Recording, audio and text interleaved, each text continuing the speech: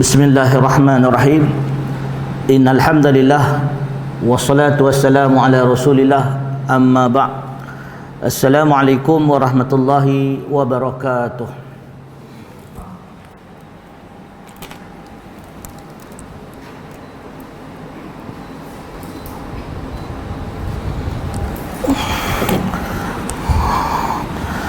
Alhamdulillah, segala puji bagi Allah Subhanahu wa taala. Kita dapat bersama-sama pada pagi ini bagi meneruskan pengajian kita di dalam kitab Riyadhus Shalihin, taman-taman orang-orang yang saleh. Tuan-tuan dan puan-puan, sahabat-sahabat yang dikasihi sekalian, dalam menghabiskan atau membaca kitab Riyadhus Shalihin ini, taman-taman orang-orang yang saleh, kita akan melalui hadis-hadis yang dikumpulkan oleh Imam Yahya bin Sharaf An-Nawawi Ad-Dimashqi dari pelbagai kutubus sunnah, pelbagai kitab-kitab sunan. Yang mana Imam Yahya bin Sharaf An-Nawawi dia memilih hadis-hadis Nabi SAW yang bersesuaian dengan tajuk-tajuk yang dibahaskan. Dan hari ini kita sambung pada hadis yang ke-234. Hadis muka surat 207 kan? 207. Hadis 234. Baik sahabat-sahabat yang dikasihi sekalian, kita masih lagi pada bab menyatakan tentang keutamaan menghormati orang Islam dan berkasih sayang dan menjaga hak-hak mereka. Bahawa orang-orang yang beriman itu mereka di sisi Allah mempunyai keistimewaan dan kedudukan yang terpelihara. Maka sebab itu orang-orang yang beriman mereka mempunyai beberapa hak atas diri kita yang kita perlu penuhi. Sebagaimana disebut oleh Nabi SAW, hakul muslim alal muslim, hak seorang muslim ke atas muslim yang lain ada 6. Bila dia memberi salam, kita wajib jawab. Bila dia sakit, kita perlu ziarah. Bila dia minta nasihat, kita kena bagi nasihat. Bila dia memerlukan bantuan, kita kena bantu. Bila dia mati, kita kena datangi dan uruskan jenazah dia. Dan bila dia meminta perlindungan, kita wajib memberi perlindungan. Ini hak-hak seorang muslim ke atas muslim yang lain. Maka sebab itu pada zaman salaf, mereka ada budaya-budaya yang baik yang mereka waris dari zaman jahiliah lagi, iaitu budaya memberi perlindungan kepada orang. Yang mana dalam bahasa Arab kita sebut satu konsep yang dinamakan himayah, protection. Kalau hari ini negara-negara di dunia mengamalkan konsep suaka politik, suaka politik. Pada zaman jahiliah dulu, zaman Arab awal, zaman Nabi, orang Arab mereka ada satu kaedah dipanggil himayah. Himayah ni bagi protection pada seseorang. Kalau kita satu kabilah ni, satu keluarga ni, dia memelihara satu orang, dia bagi protection. Siapa-siapa ganggu orang tu, dia akan balas. Dia bagi protection, konsep ni. Dan Nabi SAW banyak kali mengambil kesempatan dari konsep himayah ini untuk maslahat dakwah Islam. Nabi gunakan konsep protection ini untuk maslahat dakwah Islam. Antaranya ketika Nabi tak boleh masuk Mekah. Selepas Nabi pergi berdakwah di Taif, orang-orang musyrikin tutup pintu Mekah, tak bagi Nabi masuk.